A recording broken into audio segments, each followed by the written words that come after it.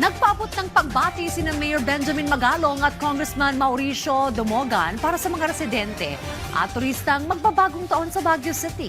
Samantala, libo-libo ng mga ipinagbabawal na paputok at pailaw ang nakumpiska ng mga otoridad sa syudad. Yan ang ulat ni Bridget Marcasi Pamusfian ng PTV Cordillera. Umabot na sa 8,500 ang bilang ng mga paputok at pailaw na nakumpiska at naisurrender sa Baguio City Police Office na kinabibilangan ng mother rockets, Judas Belt, 5-star, boga at iba pang uri ng iligal na paputok. Una nang naipaliwanag na nabili ang mga ito sa pamamagitan ng online at may mga dealer na nagsusumikap itakas ang mga ito papasok sa lungsod. Aminado naman ang pulisya na hindi nila kayang isa-isahing siyasatin ang mga sasakyang pumapasok sa lungsod, ngunit tinitiyak nilang maigting pa rin silang nagbabantay para hindi maibenta at magamit ang mga ito. We assure the public that we'll do our best to identify kung saan itong mga ito, yung location, at the same time confiscate them. So that at least maiwasan natin. Ang objective po natin is zero supposedly, zero yung injuries po natin. Sa tala ng Department of Health Cordillera, mula December 11 hanggang sa kasalukuyan na aabot na sa 11 ang fireworks-related injuries sa rehiyon.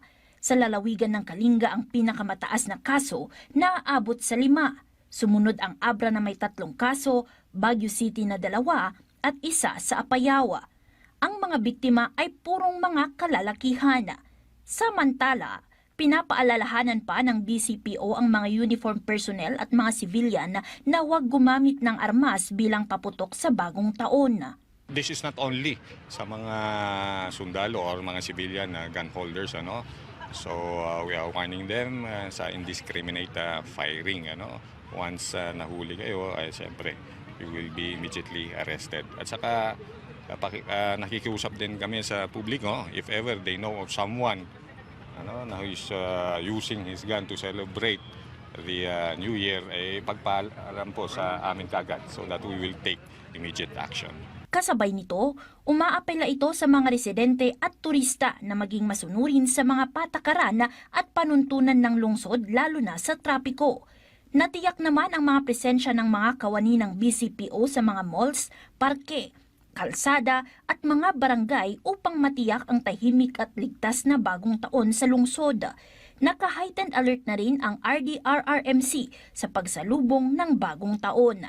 Samantala, nagbigay naman ng mensahe sina Baguio City Mayor Benjamin Magalong at Congressman Mauricio Dumogan sa mga residente at turistang nasa lungsod para sa bagong taon. Advance Happy New Year. At sana po mag-ingat po kayo rito sa siyudad ng Baguio, lalo-lalo na po yung inyong health. Lalo lumalabig yung panahon, so make sure that you keep yourself warm and dry. At please enjoy the holidays, enjoy the fellowship with your family. Mabuhay po kayong lahat. We wish everybody a prosperous, happier, peaceful, and progressive New Year.